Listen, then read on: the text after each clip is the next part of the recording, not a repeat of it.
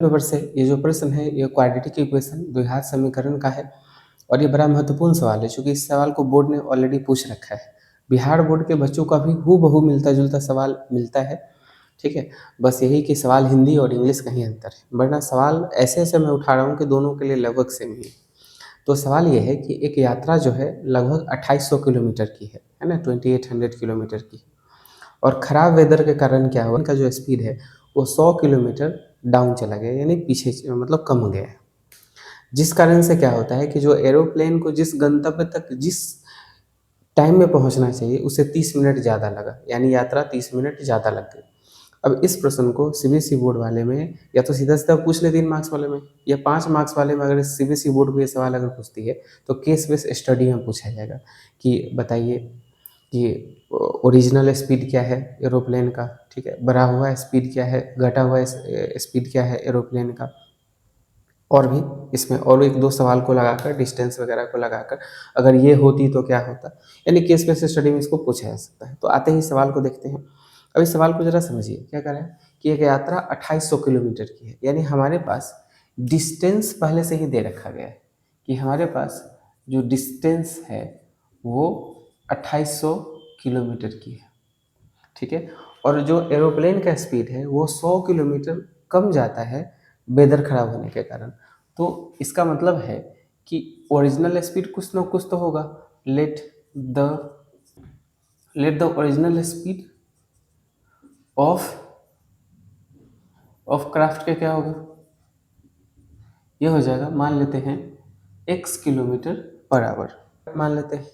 ठीक है, तो अब ध्यान से देखो आप कि हमारे पास क्वेश्चन में क्या है कि एरोप्लेन जो है वो पूरे यात्रा को 30 मिनट लेट यानी ज़्यादा स्पीड कमने के कारण 30 मिनट ज़्यादा लगे। इसका मतलब है डिस्टेंस दिया है, स्पीड दिया है ना, तो हम टाइम निकाल सकते हैं यहाँ से। तो अगर हम टाइम 1 का जिक्र करें, टाइम इसको t1 मान लेते हैं, ठीक है, आप इसे t1 लिखना, t1।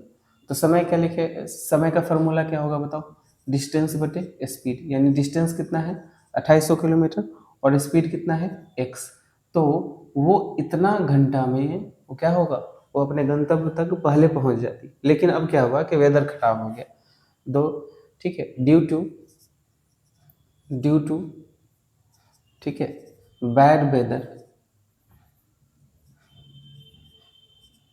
ठीक है, न्यू स्पीड ऑफ क्राफ्ट क्या हो जाएगा, x minus 100 kilometre per hour, यानी घट गया, स्पीड डाउन चला गया, ठीक है ना।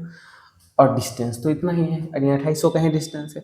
तो बताओ नया टाइम जो होगा, यानी हमारा जो t2 निकलेगा वो कितना आएगा, डिस्टेंस बटे x माइनस 100, यानी x-100 यानी हमारा स्पीड है। डिस्टेंस में स्पीड से अगर डिवाइड करेंगे तो पता चल जाएगा कि इतना घंटा में पहुंच जाएगा। समझ में आ रहा है ना सवाल।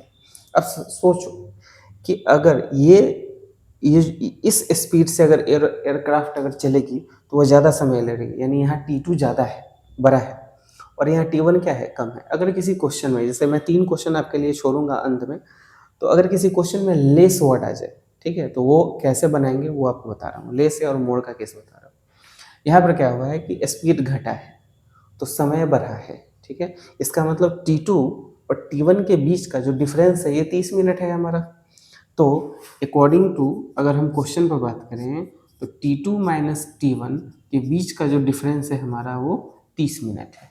30 मिनट है, 30 मिनट को घंटे में कन्वर्ट कर लेते हैं, क्योंकि सारा बात तो हम लोग घंटे में कन्वर्ट कर रहे हैं, तो आ जाएगा 1/2 आवर, 1/2 आवर। अब ध्यान से देखना, T2 का वैल्यू कितना है बताओ, 2800 बटे x माइनस 100 माइनस T1 का वैल्यू कितना है 2800 बटे x बराबर कितना 1/2। समझ में आया, यही है मोटा मोटी, यही है। आपको 3 क्वेश्चन आपको दूंगा बनाने के लिए लास्ट में, वो इसी पैटर्न पर बन जाएगा हो, ठीक है ना। अब ध्यान से देखिएगा, यहाँ से एक सवाल केस बेस स्टडी में आपसे ये पूछा जा सकता है कि बताइए क्वाड्रेटिक इक्वेशन क्या होगा, क्योंकि केस बेस में कुछ भी पूछा जा सकता है। तो क्वाड्रेटिक इक्वेशन कैसे बनाएंगे, जब भी इस तरह का केस है, जब भी आए तो आप 2800 को कॉमन कर लो। तो 2800 को कॉमन करोगे तो क्या आ जाएगा, यहाँ बचेगा 1/x माइनस 100 माइनस यहाँ क्या बचेगा 1/x बराबर 1/2, ठीक है ना। अब ध्यान से देखिए ज़रा गौर से, ऊपर वाले को तो मिटा दे, आप उतार लीजिएगा। खैर यहाँ पर अगर जगह है तो बनाने की कोशिश कीजिए। तो ध्यान से देखिएगा कि अगर हम एलसीएम लें तो क्या हो जाएगा 2800, ठीक है। एलसीएम अगर लेंगे तो x-100 इंटू एक्स आ जाएगा हमारा एलसीएम।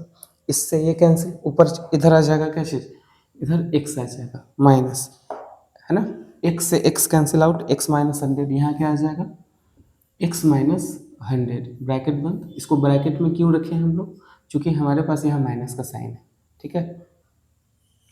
अब आते हैं तो 2800 बराबर, इसमें से ब्रैकेट को हटाइए, x-100, ठीक है, -100 प्लस 100 बाई, इसको इससे मल्टीप्लाई करेंगे, x² माइनस 100x ब्रैकेट बंद 1/2, x से x कैंसिल, इसको इससे मल्टीप्लाई करेंगे, ये हो जाएगा 28,000, ठीक है। 28,000 नहीं होगा, 2,80,000 हो जाएगा, नहीं ये क्रॉस में भाई साहब उधर जाएंगे तो x² माइनस 100x, ठीक है, बाई 2, ये 2 फिर से इधर आएगा तो आ जाएगा 5 6, 28 दूना 56, 2 2 4 2 6 बराबर x² माइनस 100x, इसको उठा के उधर ले जाइए तो जीरो बराबर हो जाएगा x² माइनस 100x, 56,000, ठीक है, सॉरी 5,60,000। तो इस तरह से देख सकते हैं कि आपको ये जो वैल्यू मिला, ये क्वाड्रेटिक इक्वेशन आपको कंप्लीट मिली है। अब इसको सॉल्व करना है, बाकी आंसर हम लोग को आ जाएगा, करेंगे तो बाकी का आंसर आएगा। तो इसे इरेज करते हैं, इसे मिटा दें, क्योंकि इसका काम तो हमको है नहीं। हमको निकालना क्या चीज़ है, याद रखिए, हमको टाइम नहीं निकालना है, हमको स्पीड चाहिए, हमको एक्स का मान निकालना है, ठीक है। बस एक्स का पता चल जाए, बाकी सब पता चल जाएगा, क्लियर है। हमको एक्स चाहिए, स्पीड कितना है, ठीक। तो अब आते हैं सवाल पर, सवाल के इस हिसाब पर आते हैं, इसको सॉल्व करते हैं। यहाँ से आपके पास दो मेथड है, या तो आप सीधे चले रूप में बैठा दो या मिडिल टर्म फैक्टराइजेशन कर दो। तो हमारे पास है 100। अब ध्यान से देखिए, तो 0 बराबर लिख सकते हैं क्या, 100 बराबर 100 को लिख सकते हैं क्या, 800 में से अगर 700 घटा दें तो 100 मिल जाएगा, -100 मिल जाएगा। और ध्यान से देखिए, 8 7 जा 56, ठीक है, और 2 2 4 यानी 5600 हमको मिल जाएगा, यानी 5 6 4 0 बराबर 0। यहाँ से x को कॉमन कर ले, x कॉमन करेंगे तो 8 माइनस 800, यहाँ से प्लस 700 को कॉमन करेंगे तो x माइनस 800 बराबर 0। यहाँ से x माइनस 800 को एक जगह लिख सकते हैं और x प्लस 700 को एक जगह लिख सकते हैं। कंपेयर करते हैं, comparing etch quantity. CBSE board वाले बच्चे इस लैंग्वेज को लिखेंगे, comparing etch quantity. Bihar board के बच्चे लिखने की आवश्यकता नहीं है। तो x माइनस 800 बराबर 0, यानी x बराबर 800 किलोमीटर पर आवर, ठीक है। हमको स्पीड ही निकालना था तो स्पीड बराबर आ गया। दूसरा ये आएगा x प्लस 700 बराबर 0, यानी x बराबर -700।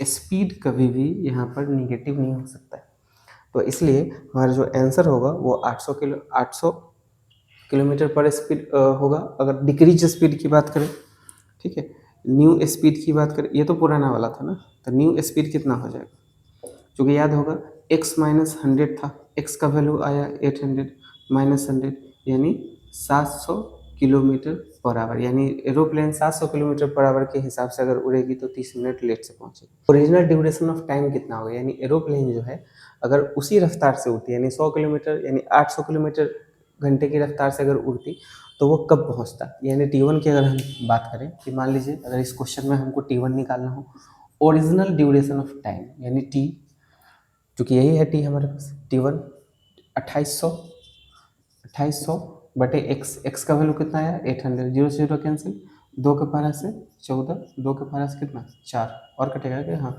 4 दूना 8, 4 7 28, समझ में आया। यानी 7/2 आवर, 7/2 आवर को कन्वर्ट कर सकते हैं क्या, 2 के पारा से डिवाइड कीजिए, 2 के पारा से डिवाइड करेंगे तो 2 3 6, 3 घंटा, पॉइंट आया 3 घंटा कितना, 3 घंटा कितना 30 मिनट होगा, क्योंकि आधा आ रहा है यहाँ पर। तो 3 घंटे 30 मिनट कैसे है वो पूछ रहे हैं, ठीक है। देखो आप जब भी इस तरह का सवाल आए तो आपको 30 मिनट कैसे है वही पूछ रहे हैं ना, मैं बता रहा हूँ। 2 से डिवाइड कीजिए, 2 3 6, 1 आया ऊपर से कटा, ठीक है, 7 में से 6 गया तो 1 आया। अब ध्यान दीजिए, अब ये 1 जो है 2 से तो डिवाइड होगा नहीं, तो इसको कन्वर्ट करेंगे किस में, इसको कन्वर्ट करेंगे मिनट, चूँकि ये घंटा में है तो इसको कन्वर्ट करेंगे मिनट में, 60 से मल्टीप्लाई करेंगे तो अब कितना आ गया, 60 मिनट आ गया अभी। अब 2 को 60 में डिवाइड करेंगे तो कितना, ये 3 घंटा, 2 तिहाई यानी 3 मरतबे आ गया, 3 दूना 6 कैंसिल, 0 उतरा 0। तो इस तरह से 3 घंटा 30 मिनट हमारा आंसर आएगा। यहाँ पर आप 3.5 मत लिखिएगा, वरना वो गलत माना जाएगा, समझ में आया? इसी बेसिस पर आपको ये 2 सवाल और छोड़े जा रहा हूँ, कोशिश कीजिए बनाने का। नहीं बनेगा आप हमको इसका सॉल्यूशन का फ़ोटो खींच के ज़रूर भेजिएगा कि कैसे आपने बनाया, चेक करेंगे आपका। और इसमें कोई भी दिक्कत हो, अगला सवाल हम लोग फिर से बनाएंगे। जय हिंद।